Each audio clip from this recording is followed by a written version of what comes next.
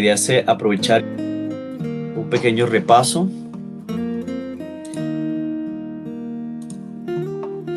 para dar un pequeño repaso entonces con respecto a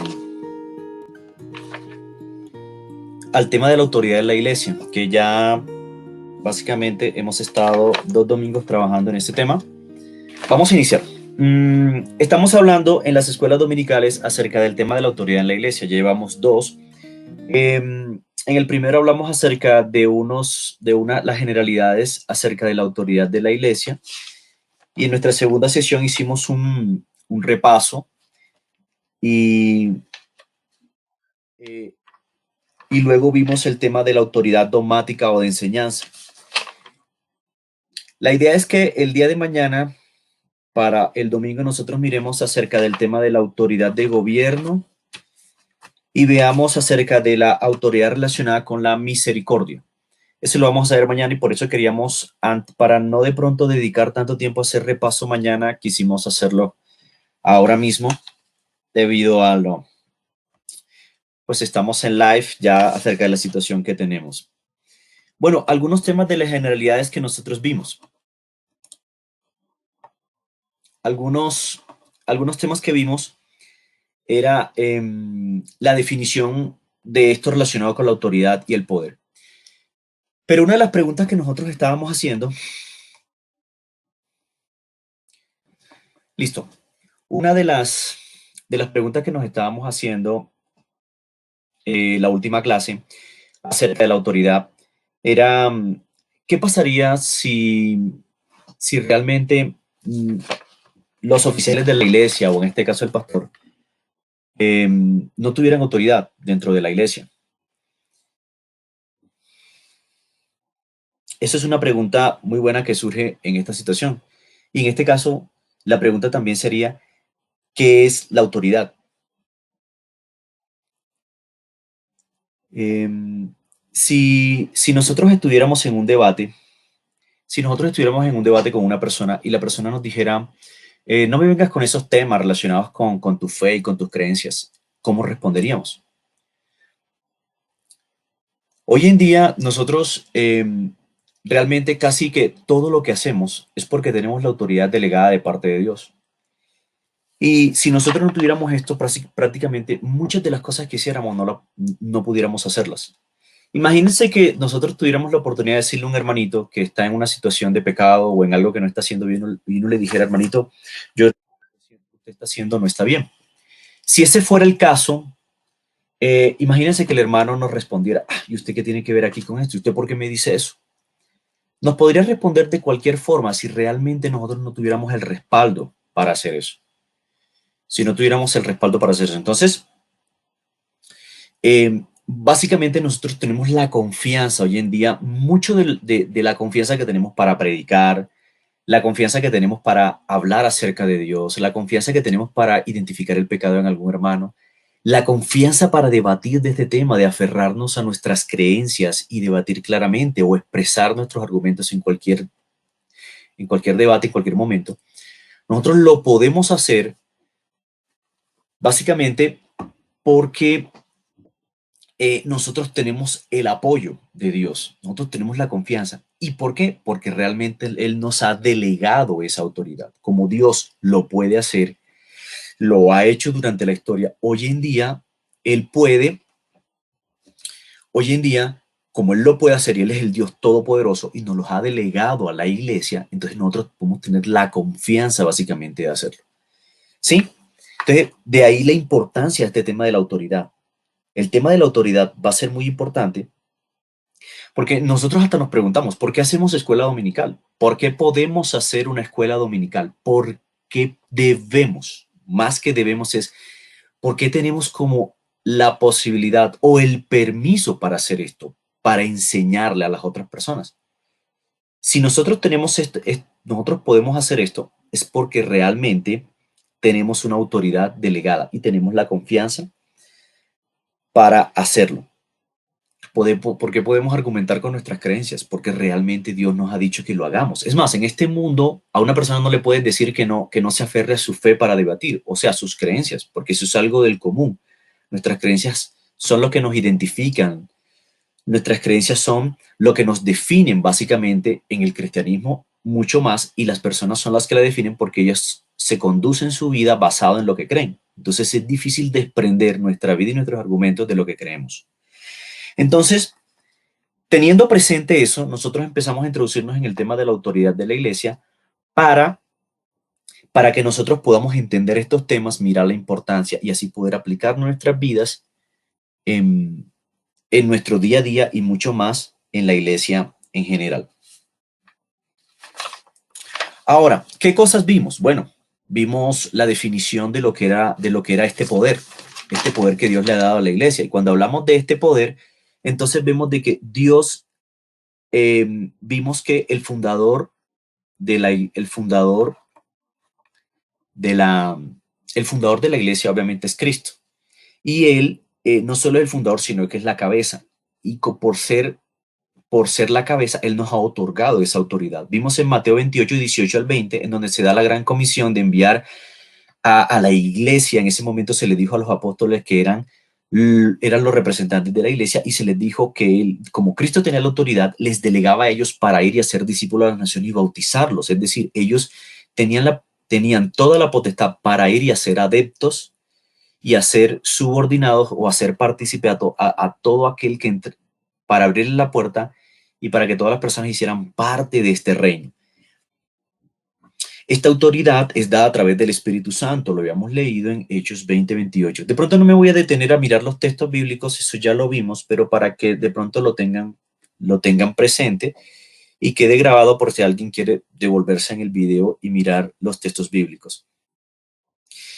Recuerden que el Espíritu Santo es el representante de Dios acá en la tierra en este momento. No es ni el Papa ni ningún pastor, no, el representante es el Espíritu Santo.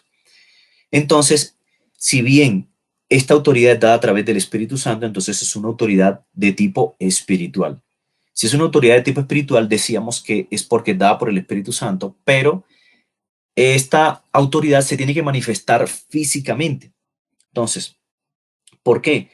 Porque si bien la autoridad es dada por el Espíritu Santo y todos los cristianos tienen el Espíritu Santo viviendo dentro de ellos y los ayuda, los apoya y los capacita, la manifestación de esta autoridad obviamente se va a ver físicamente. El pastor debe estar guiando a unas ovejas, esto sí se ve. Hay unas enseñanzas que se ven, como por ejemplo la que estamos dando ahora. Dios, por medio del Espíritu Santo y a través del consenso de la iglesia, me ha dado a mí la oportunidad y también la autoridad para enseñarles a ustedes y a todos aquellos que Dios me ponga en el camino. Estos son unos ejemplos.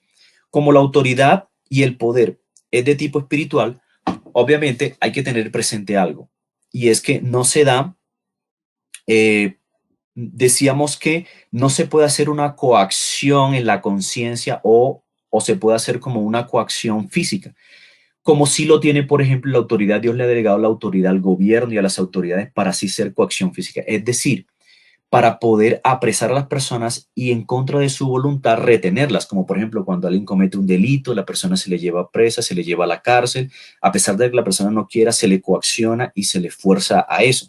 En la iglesia esto no puede ocurrir. La iglesia no puede tener una policía secreta o una policía eclesiástica o algo así, ¿no? Eso es absurdo en una iglesia, no se puede hacer esto. Yo ponía el ejemplo que el pastor no puede delegar a Juanca y a Jason y lo vamos a encerrar en el baño del local de la iglesia porque allá es la cárcel. Cuando alguien desobedezca o alguien cometa un pecado, no podemos hacer eso. No debe haber una coacción, ni cambiando ni tergiversando las escrituras para presionar la conciencia de las personas, ni tampoco haciéndole fuerza física, para, porque hasta allá no llega la iglesia. Entonces, en el sentido de que no hay una coacción, no debe haber una presión en la conciencia, es que nosotros como los hombres no pueden enseñorearse y adueñarse de la conciencia de las personas. El único que puede adueñarse de la conciencia de las personas es el propio Jesucristo por medio de su palabra. En ese caso, Dios nos ha delegado la autoridad para transmitir fielmente las escrituras y llamar la atención, aconsejar, exhortar, profetizar. Aquí hablamos de profecía en relación con expresar lo que está en las escrituras de manera fiel. Solo lo que está en la escritura nosotros transmitimos Y así Dios, por medio de estos instrumentos, las personas, los oficiales o los que enseñan, van a someter la conciencia. Dios lo hace a través de las personas, Dios lo hace a través de estos instrumentos a las personas, pero nosotros no podemos cambiar la palabra para presionar la conciencia. Una forma de presionar la conciencia hoy día, tergiversando la Biblia, es el famoso evangelio de el mal llamado evangelio de la prosperidad. ¿Por qué? Porque cómo se coacciona a la gente. Ellos dicen, si tú le das a Dios este, tanto dinero, Dios te lo multiplica en tanto. Por ejemplo, si le das 100,000, Dios te da 1,000,000 de pesos. Eso es un absurdo, eso no está en la Biblia. Entonces, ¿eso qué lleva? A que a la persona esa información le entre en la conciencia y cuando esa persona le llega, esa persona coacciona su mente y su conducta y ella va y pone los 100,000 para que Dios le dé 1,000,000. Y eso está, ahí se está coaccionando a las personas para que por medio de una tergiversación de las escrituras, las personas empiecen a tener malas prácticas. ¿Ok? Tener presente eso muy bien. La autoridad también está relacionada con la guerra espiritual, pero la guerra espiritual leíamos en Efesios 6, 10 al 8 en relación con la armadura de Dios y leíamos también en 1 Corintios 5, 12, no, perdón, leíamos en 2 Corintios 10, 4 y en Efesios 6, 10 al 18 hablaba de la armadura de Dios y de las armas que no son físicas. Entonces, como no es coacción, las armas no son físicas. ¿Cuáles son las armas espirituales? La palabra de Dios para derribar argumentos, la oración para que con la ayuda de Dios se abran los caminos y las puertas que se tengan que abrir. Y todo ese tipo de armas espirituales y de actividades espirituales que nosotros hacemos, la comunión con mis hermanos, las reuniones, la predicación de la palabra, la alimentación del espíritu, y todas estas herramientas son las armas espirituales que hacemos para combatir. No hay armas físicas. Una persona no se puede poner a combatir de tú a tú con un demonio, ¿sí? Porque el demonio es espiritual y nosotros somos físicos. Eso es por simple lógica, no se puede hacer. Entonces, hasta allá no llega la autoridad. Dios no nos ha delegado en ninguna parte de la escritura pelear contra las cosas espirituales. De forma física, no se puede. Decíamos en 1 Corintios 5, 12 y 13 de que esto es exclusivamente para los creyentes. Es decir, y en este sentido, esta autoridad corresponde preferiblemente a la membresía. Entonces, ¿por qué preferiblemente a la membresía? Obviamente porque es la iglesia reconocida. Una de las autoridades manifiestas que el pastor va a explicar muy bien en los en siguientes domingos es el tema de la disciplina. Y en la disciplina, el proceso de disciplina se le aplica a los miembros porque si Dios no permite, el miembro llega a la excomunión, se tiene que excomulgar de una iglesia. Y la iglesia en este caso es la membresía. También hablábamos acerca del tema de las llaves del reino. Las llaves del reino, en ese caso, fueron identificadas, dadas a Pedro, y Pedro también era el representante de la iglesia en ese momento. Y las llaves del reino significaban varias cosas. Las llaves del reino, en este sentido, significaban algunas cosas, como primero, una llave significa que se abre una puerta y se cierra. Es decir, se tiene la autoridad para abrir y para cerrar las llaves, en este caso, para la entrada al reino de los cielos y para cerrarla. No quiere decir de que eso absolutamente en la iglesia dice yo te cierro las puertas del reino, no, sino que la iglesia abre las puertas cuando predica el evangelio y Dios convierte y los trae a su redil. ¿Sí? En ese sentido, hay una forma en que la iglesia cierra las puertas cuando no predica. Cuando no predica, básicamente está cerrando las puertas, está perdiendo un privilegio que Dios le ha dado. Y hay un tema de las llaves del reino y hay un relacionado con la disciplina. Hablábamos de que una persona se le ata y se le desata. Esos son textos que vimos por allá en Mateo 18, 16, en donde analizábamos que el atar y desatar no tenía que ver con atar demonios o desatar demonios, porque eso no estaba relacionado con eso. Estaba relacionado la comparación que hace la Biblia es con una especie de juicio en donde la persona se le ata, se le desata cuando la persona de alguna manera se le declara inocente, cuando ella confiesa sus pecados y se arrepiente, ya el proceso no continúa. Y se le mantiene atada en un proceso de disciplina que se parece a un juicio en el sentido en que la persona la vamos a mantener en el proceso. Se va a mantener en ese proceso y si la persona no se arrepiente y se les comulga, la persona pues tiene un problema con Dios. No podemos decir a ciencia cierta de que no es hijo de Dios, pero sí le podemos decir que está atada a un proceso de disciplina en relación con Dios porque hay una iglesia que lo está llevando a cabo. Muy bien, eso es el tema de generalidades y quiero hablar un poquito acerca de la autoridad dogmática o de enseñanza. Hablábamos acerca de la autoridad dogmática y de enseñanza porque la iglesia, Dios le ha delegado la autoridad para enseñar. ¿Dios lo puede hacer? Sí, Dios puede sacar una voz en el cielo como lo hizo en algunas ocasiones y enseñó. Como por ejemplo en los 10 mandamientos, Dios, eh, Suri hace una pregunta. Voy a tratar de devolverme las preguntas ahora un momento, entonces, y ahora las respondo. Voy a terminar con este de la enseñanza dogmática y ya lo miramos. Entonces, Dios, por ejemplo, enseñó en cierta forma cuando los 10 mandamientos los dio allá en el Sinaí y Dios abrió su boca y fue con Moisés cuando los dio, por ejemplo. Él escuchó eso y alguna vez se abrieron los cielos y este es mi hijo amado, enseñó quién era Jesucristo. Enseñó quién era Jesucristo. Entonces, cuando él enseñó eso, eh, ahí vimos que Dios lo puede hacer y lo ha hecho en el pasado. Pero ¿por qué la pregunta? ¿Por qué Dios en este momento de la historia, Dios no hace lo mismo? ¿Por qué? Porque a quien Dios ha decidido imponerse y él mismo voluntariamente, él eh, ha decidido, la palabra es delegarle a la iglesia la autoridad y la responsabilidad de enseñarle a su membresía y a las personas y proclamar el evangelio. Dios, eso es lo que ha hecho Dios. Entonces, en ese sentido, por eso es que hay una autoridad dogmática o de enseñanza. ¿Por qué dogmática? Bueno, porque también hay un histórico de dogmas que se han construido en la historia. ¿Qué es un dogma? Un dogma es una enseñanza ya establecida y como una verdad absoluta que es ya innegable.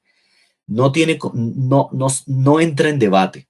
¿Listo? Un dogma es algo que ya no va a entrar en debatible si es verdad o es mentira, si es así o no es así. Ya. Algo que no es debatible en la Biblia, que es un dogma, la Trinidad. Dios es Padre, un solo Dios y en él subyacen tres personas, Padre, Hijo y Espíritu Santo. La encarnación de Cristo, eso no es debatible. Que Cristo se encarnó no es debatible. Cosas que básicamente que son el centro del Evangelio, por ejemplo, son dos dogmas absolutos. Y, y obviamente la enseñanza en general. Nosotros enseñamos cosas en las cuales se puede entrar en debate, enseñamos cosas que están en las escrituras y que hay diferentes y que en algunos casos no son medulares o centrales. Sí, pero lo que es medular central son dogmas que son indiscutibles. Entonces Dios le ha entregado la autoridad a la iglesia para enseñar esos dogmas y le ha dado la autoridad a la iglesia para construirlos. Ahora hablamos un poquito de eso. Entonces, primer principio, la iglesia es la encargada de mantener la verdad y transmitirla fielmente de una generación a otra y defenderla contra los esfuerzos de la incredulidad y de todas las prácticas de incredulidad que existen hoy en día. Hablábamos de esos textos de 1 Timoteo 3:15, 1 Timoteo 1:3 y 4, 2 Timoteo 1:13, en donde hablamos de que la iglesia es el sostén de la verdad, es casa de Dios y es el sostén, es la columna y baluarte de la verdad. Se tiene que encargar de eso. Es un deber y es hasta un derecho. Ok. Eh, Otro de los principios que vimos en esta autoridad dogmática, la iglesia debe edificar a sus santos, fortalecer su fe, conducirlos en el camino de la santificación. Leíamos en Efesios 4:12 y 13, en donde hablábamos acerca del tema de que Dios ha establecido dones, en este caso, en relación con ministerios, evangelistas, pastores y maestros, que son los que hoy en día son los oficiales que están trabajando hoy en día básicamente para la enseñanza. En ese momento existían más. Y estos oficiales, para que la iglesia cumpla el ministerio de todo lo que tiene que hacer, hay que capacitarlos y capacitar hombres y capacitar mujeres y que a la vez estos enseñen para que la iglesia no solo no se acabe, sino que también ayude a preservar esa verdad. Listo. La iglesia también tiene no solo es un deber, sino la autoridad, tiene el permiso y la confianza divina para que ellos vayan y prediquen el evangelio, para que prediquen el evangelio. Recuerden, las llaves para abrir y cerrar la puerta al reino de los cielos. Debe predicar la palabra y administrar los sacramentos en todo el mundo. Entonces, los sacramentos, recuerden que hablábamos de dos.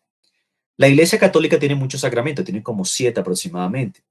Pero nosotros por medio de la Escritura sabemos que existen dos sacramentos, ordenanzas. Los sacramentos son el bautismo y la cena del Señor. Estos dos sacramentos, básicamente, como dice un gran autor que se llama Mark Dever, si tienen la oportunidad de leerlo, es muy bueno.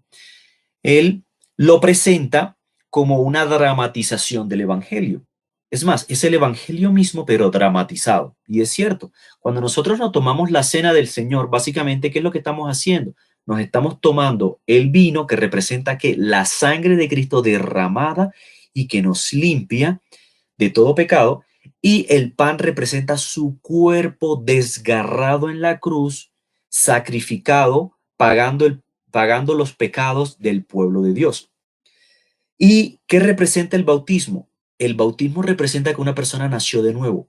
¿En qué forma lo dramatiza? Cuando la persona la sumergen en el agua, recuerden, la persona es sumergida y los pecados quedan sepultados abajo y la persona sale hacia afuera y es una persona nueva. Entonces, he ahí la dramatización del Evangelio, sus pecados sepultados gracias a la obra de Cristo Jesús y sale una persona nueva. Ok, y otro punto que vimos en esto es que la iglesia tiene la tarea, como lo mencionaba hace un momento, una tarea evangelística y misionera. Bueno, este tema del evangelio, ¿listo?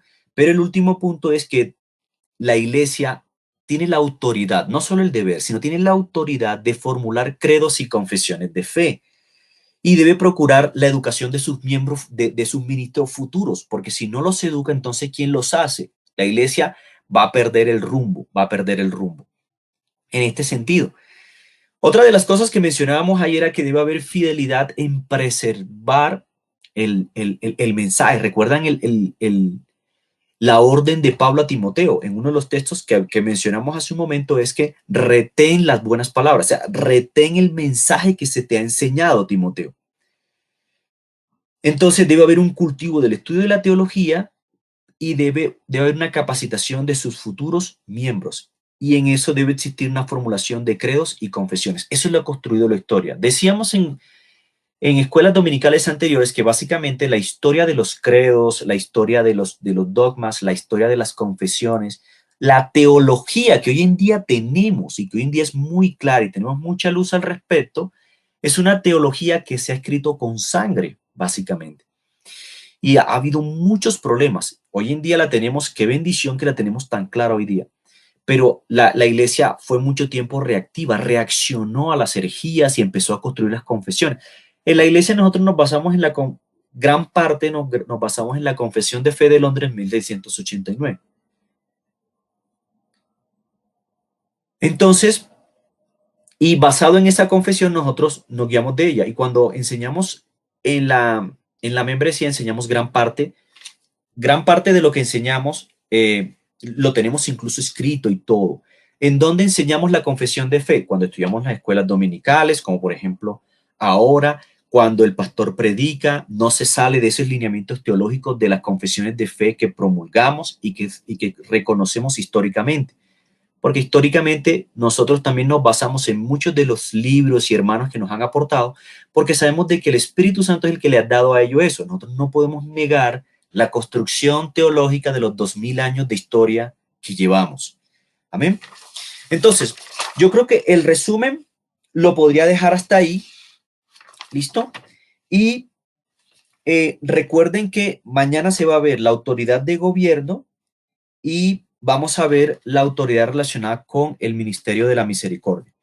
Listo, entonces, vamos a mirar algunas preguntitas que nos hicieron. Aquí yo tengo, aquí yo tengo el chat. Dice, un fundamento, algo que ya está o se da por sentado. Juan Carlos Sánchez. Un fundamento. En este caso, supongo que te refieres al tema del dogma. Sí, listo. Obviamente, los fundamentos van a estar ahí fijos. Recuerden lo que dice que hay 7 rudimentos y todos sobre eso básicamente nosotros también construimos la teología. Eso al final de Hebreos 5 y el principio del capítulo 6 de Hebreos. También podríamos hablar de los dogmas como fundamento en el sentido de que un fundamento obviamente no se va a mover de ahí. Donde se mueve un fundamento se nos cae toda la teología, básicamente. Por eso es que los dogmas son algo firme, porque incluso nosotros sobre los dogmas y los fundamentos somos lo que montamos, tenemos montada toda la teología, no solamente de los estudios, sino nuestra vida, porque la vida se basa en lo que creemos. Freddy Andrés pregunta, ¿a quién le da los dones el pastor? Si hablamos del don relacionado con el pastorado, ¿listo? Es un proceso que se establece en la iglesia cuando el pastor, cuando Jason habló del tema de los oficiales, lo mencionó. Básicamente, quien escoge al pastor es Dios mismo inicialmente, lo da a reconocer a la iglesia y es algo que va emergiendo y la iglesia lo reconoce como pastor. Eh, ¿Qué es un sacramento? Un sacramento es una ordenanza, es una ordenanza y se convierte en una práctica. Por ejemplo, el bautismo y la cena del Señor es un sacramento o una ordenanza. ¿Alguien más tiene alguna otra pregunta? Decía Suri hace un rato. Y en la parte que dice que pasa lo mismo en los cielos, el atar y desatar. Bueno, creo que puedo entender lo que está mencionando Suri. En ese momento está hablando el tema de la disciplina. Yo sé que el pastor lo va a aclarar mejor, pero quiero dar una idea. Cuando habla del atar y desatar, dice que lo que atares en la tierra será atado en los cielos y lo que desatares en la tierra será desatado en los cielos. Suri, lo que está tratando de decir la escritura en ese momento, él está hablando en el contexto de la disciplina. Eso está en Mateo 18. Por allá en el 16, podemos leerlo desde antes, del 10 hasta el 18 más o menos. Lo que está tratando de decir el texto es que en la medida en que el atar y desatar, como yo lo expliqué, significa de que una persona se le ata, es decir, se le mantiene en el proceso de disciplina, o se le desata, quiere decir de que se le declara inocente cuando la persona confiesa, confiesa su pecado y se arrepiente. Entonces Dios lo que está diciendo desde el cielo es esto: cuando ustedes como iglesia se reúnan y basado en la escritura, ustedes mantienen a una persona en un proceso de disciplina porque la persona no confiesa su pecado y no se ha arrepentido, yo los apoyo desde el cielo. Eso es lo que está tratando de decir Dios. Yo desde el cielo los estoy apoyando y yo les entregué esta autoridad y tengan confianza que yo los estoy apoyando. Tranquilo, Él a la iglesia nos está diciendo eso. Pero ojo, teniendo presente de que sin arbitrariedades, sin abusar de la autoridad y teniendo presente lo que dice claramente la escritura y rigiéndonos por la escritura. Si cumplimos el procedimiento escritural, Dios dice, yo los apoyo. La persona no confiesa y no se ha arrepentido, ténganlo atado a un proceso de disciplina, yo los apoyo. Pero en el momento en que la persona confiesa y le vemos arrepentimiento, entonces a la persona le podemos decir, de parte de Dios vemos confesión y arrepentimiento, entonces tus pecados ya fueron perdonados por Dios. Tranquilo, quedas desatado del proceso de disciplina. ¿Listo? Básicamente en ese contexto, en ese texto puntual, eso es lo que está mencionando. Entonces, para que cuando una persona le pregunte, ay, vamos a atar el demonio, desatar demonio, eso no tiene nada que ver con eso. ¿Listo? Espero haya quedado claro, Suri, de la pregunta que estabas haciendo. Toda la iglesia, Adrián, uy, qué gran pregunta. ¿Toda la Biblia entonces es un dogma? Excelente pregunta, Adrián. Primera vez que escucho esa pregunta, sin embargo, yo lo puedo relacionar con algo muy puntual ahora. Y es que la Biblia es la verdad absoluta. ¿Sí? La Biblia es la verdad absoluta. ¿En qué sentido la Biblia toda sí puede ser un dogma? En sentido en que ella no contiene errores. Ni la vamos a someter este punto a un debate. Lo que dice es lo que dice. ¿Listo? Lo que dice es lo que dice. El problema, y como le explicaba incluso el pastor en las sesiones que hemos tenido los jueves, está el tema de la hermenéutica, la interpretación y el problema del corazón que existe en el hombre. Que básicamente el hombre lo que ha intentado es a partir de la escritura, sacarlo, establecer Y en la interpretación es donde ocurren las fallas, es donde, debido a nuestro pecado, es donde ocurren los problemas de interpretación. Y ahí, porque el problema no está en la Biblia, vimos textos también que prueban de que la Biblia no se equivoca, pero nosotros sí. Entonces, cuando interpretamos es donde vamos a cometer los errores, es ahí donde cometemos los errores. Pero Dios no se equivoca. Entonces, si Dios inspiró la Biblia y Él fue el que la escribió, claro, por medio de instrumentos humanos, entonces en ese sentido sí es un dogma, no tiene errores y no se equivoca.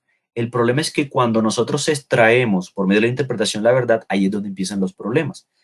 Pero los dogmas que tenemos claros hoy día, esos sí son inamovibles, porque recuerden algo, si ponemos en duda o en debate los dogmas ya establecidos, básicamente se nos cae la teología y se nos cae nuestra vida, porque en eso está fundamentada nuestra vida.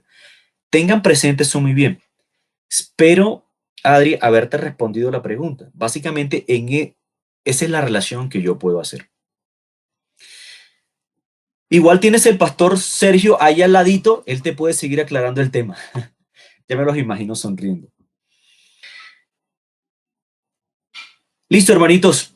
Ya veo que algunos se están despidiendo, entonces, pues quedamos así, oyeron. Voy a cortar la transmisión. Que estén muy bien. Feliz noche.